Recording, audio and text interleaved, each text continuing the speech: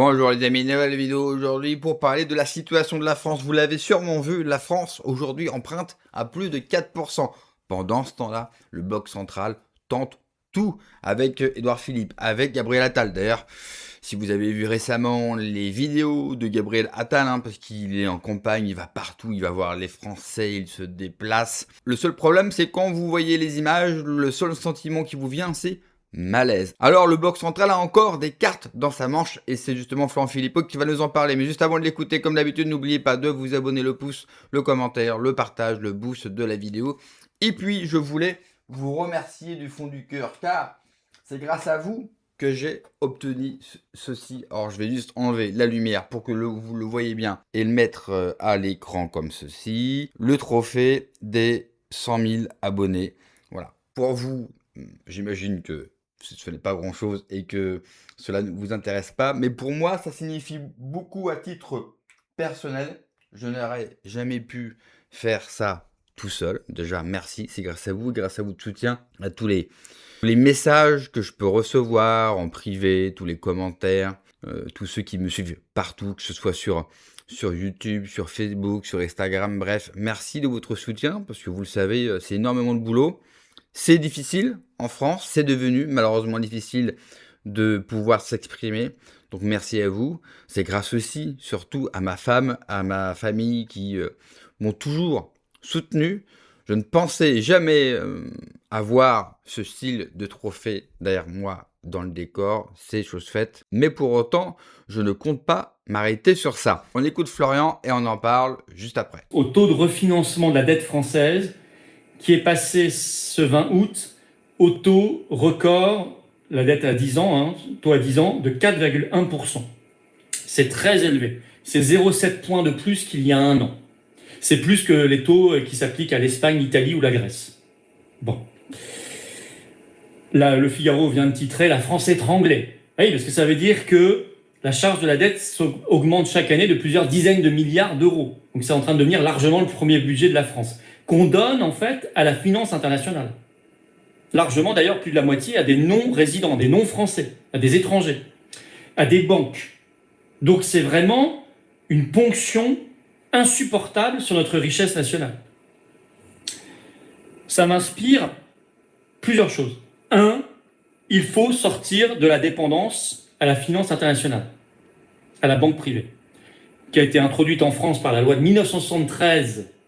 Mais à l'époque, on avait notre monnaie nationale, notre souveraineté monétaire, notre Banque de France. La loi de Pompidou, obligation d'aller emprunter directement auprès des banques privées avec taux d'intérêt et non plus à taux presque nul auprès de la Banque de France. Mais ensuite, ça a été gravé dans le marbre, supranational, par le traité de Maastricht, avec l'euro. Donc, si on veut se défaire de cette fameuse loi de 73 qui n'existe plus parce que maintenant c'est communautaire, c'est européen, il faut d'abord quitter l'Union européenne et l'euro. Ça, c'est la première chose. Deuxième chose, vous ne réglez pas le problème de la dette si vous ne créez pas de richesse. Pour cela, il faut réindustrialiser la France et retrouver une agriculture. Et ça ne se fait pas par magie, ça se fait par patriotisme économique, industriel, agricole, ça se fait par un protectionnisme intelligent, ça se fait par une monnaie nationale adaptée, ça se fait par des politiques qui aident les créateurs, les entrepreneurs, qui ne les fassent pas fuir, ça se fait par des politiques qui font de bons services publics pour que les entreprises viennent s'installer, une bonne énergie pas chère. Or, si on reste dans l'Union européenne, on a l'énergie trop chère. Aller chercher nos propres hydrocarbures français, nos propres hydrogènes blancs en Lorraine, etc. Notre propre gaz au bord de Mayotte, notre propre pétrole au bord de la Guyane, etc. Et puis il y a des économies à faire, mais pas sur les retraites, pas sur la santé, non, sur tout ce qui est lié au coût de l'Europe, au coût de l'Ukraine, au coût de l'immigration qui dépend de l'Europe, des politiques de l'Europe, au coût de la fraude sociale, fiscale, etc. Vous le connaissez. Et puis les privilèges insupportables. Et toutes les strates, les camemberts de l'État, les fromages de la République, les trucs des copains, etc., qui coûtent des milliards. Tout ça, on l'a mis dans le projet, qui sera encore plus détaillé et plus fourni d'ailleurs à Arras également. Mais ensuite, je réfléchis à autre chose. Ce petit refrain de la mise sous tutelle de la France, car c'est ça qu'on nous dit derrière. Ce petit refrain, ça va être, la France va être mise sous tutelle, d'abord de la Banque Centrale Européenne par le mécanisme européen de stabilité, le MES, qui date de 2012, et ensuite du FMI. Et le FMI, eh bien, aime les mises sous tutelle. Et là, comme on entre en campagne présidentielle, on va vous dire autre chose. On va vous dire, il y en a une qui peut empêcher, vous me suivez, la mise sous tutelle de la France parce que c'est une experte. Parce que justement, elle a dirigé le FMI et elle a dirigé la Banque Centrale Européenne. Les deux instances qui peuvent nous mettre sous tutelle. C'est Christine Lagarde. Et j'avais fait une vidéo sur cette chaîne, qui est toujours là, bien sûr, le 4 juillet dernier, où j'expliquais l'opération Lagarde. Et il se trouve que depuis hier, ce 20 août, RTL sort un papier. Christine Lagarde laisse planer le doute sur sa candidature à la présidentielle. Et je vous ai dit, c'est la carte joker du système s'il y a un problème avec Édouard Philippe ou Attal. On y est. Alors, je ne dis pas qu'elle va être candidate, mais elle fait un meeting le 12 septembre. Je vous préfère à Arras qu'au meeting de Lagarde, entre nous. Et ils vous la vendront comme ils vous vendaient à l'époque, avant le Sofitel bien sûr, avant la mésaventure du Sofitel, ils vous la vendront comme DSK à l'époque, qui était promis d'être président. Souvenez-vous, en 2011, il était à 35% dans les sondages, il devait être président, et c'était l'expert, parce qu'il avait été ministre de l'économie, comme Lagarde d'ailleurs, parce qu'il avait dirigé le FMI, comme Lagarde, le meilleur économiste de France et du monde, comme Lagarde. C'est comme ça qu'ils vont la vendre aux Français. S'ils ont besoin de cette carte joker, ils vont faire ça. Voilà. Or, Lagarde, elle ne va pas empêcher la mise sous tutelle. Lagarde, elle est la mise sous tutelle. Elle incarne la mise sous tutelle mondialiste de la France. Par tout son parcours, par tous ses cercles d'influence de réseau. Davos, Bilderberg, Table Ronde, Atlantic Council, FMI, UE, BCE, tout. Chez Lagarde, c'est la mise sous tutelle. Face à cela, c'est pas le pauvre programme du RN qui est complètement accompagnateur de l'Union européenne, de l'euro, de tout ce système, de l'OTAN, qui va incarner la moindre résistance. Face à ça, il faut trancher. Et on tranche en sortant de ces instances supranationales, et si la France en sort, elle les détruit instantanément en reprenant sa liberté et son indépendance. C'est notre projet aux Patriotes, c'est mon projet présidentiel.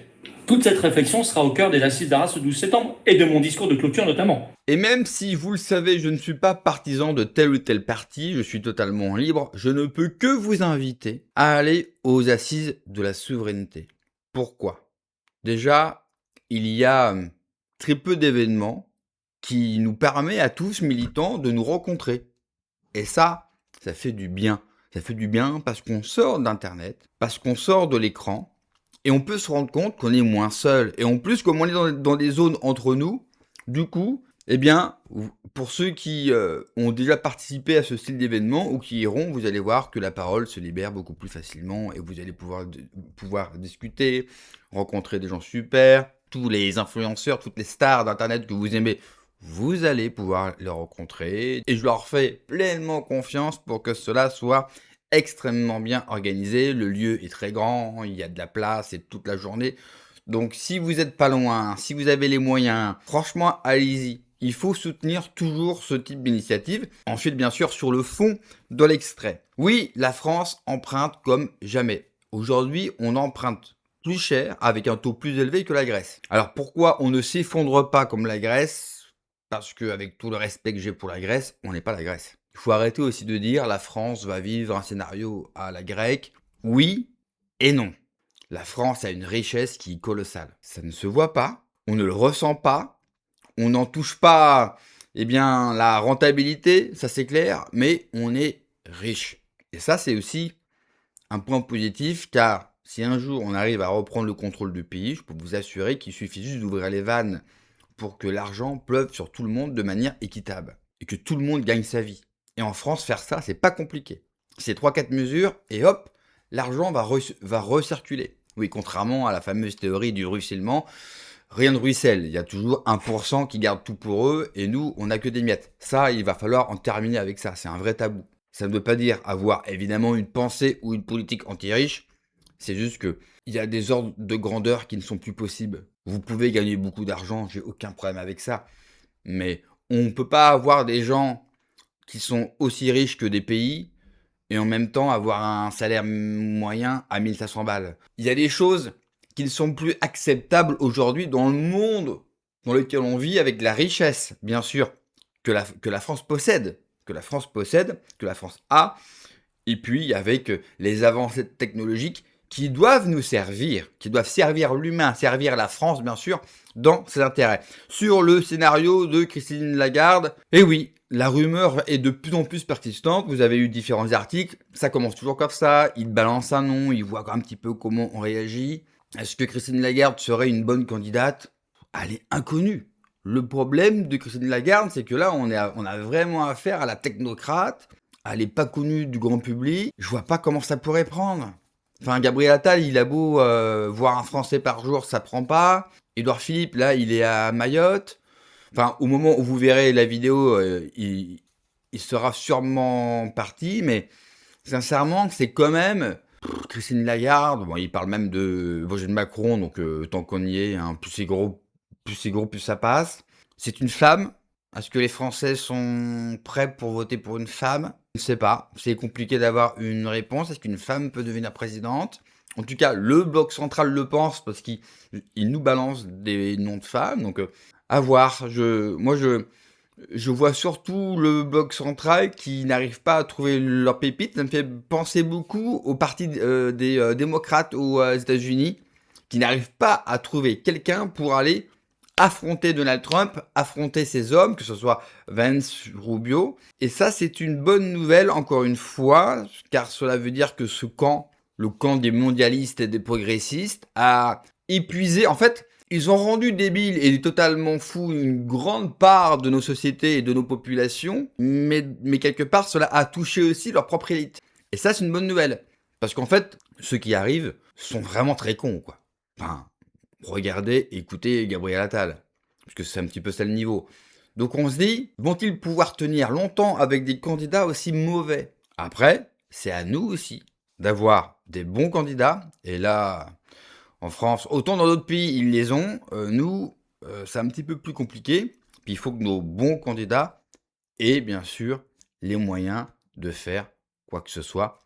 Peut-être qu'aux assises de la souveraineté, comme il y aura pour le coup tout le monde là, c'est la réunion où vous avez le plus de gens, le plus de personnalités politiques, qu'elles soient influenceurs ou pas, tout le monde sera là-bas. Donc peut-être qu'ils arriveront enfin à se parler. Merci d'avoir regardé la vidéo les amis. N'oubliez pas comme d'habitude de vous abonner, le pouce, le commentaire, le partage, le boost de la vidéo. Prenez soin de vous, que Dieu vous protège. Allez, ciao.